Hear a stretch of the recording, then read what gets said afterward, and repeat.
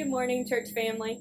As I've already told many of you, my experiences this summer challenged me, encouraged me, and gave me so many opportunities to grow.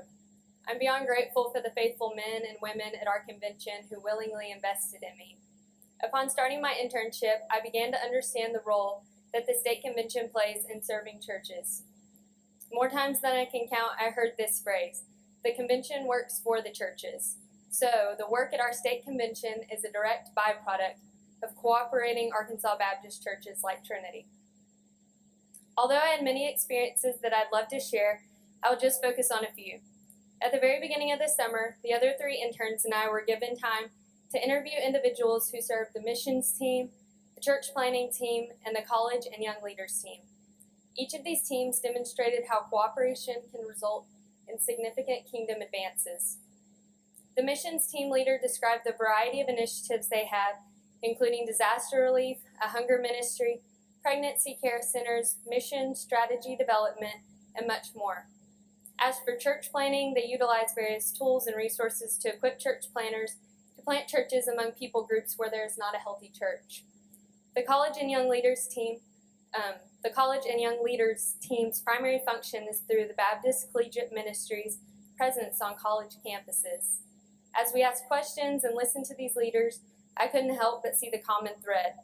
Though each of these teams had a distinct ministry, they all worked tightly with Arkansas churches and their members to maximize their reach and impact. On the Evangelism and Church Health team where I served, I witnessed many other examples of this idea. One afternoon, we were a part of a meeting where all of the children's ministers in Arkansas met to discuss the upcoming semester by sharing ideas, encouraging one another, and praying for one another.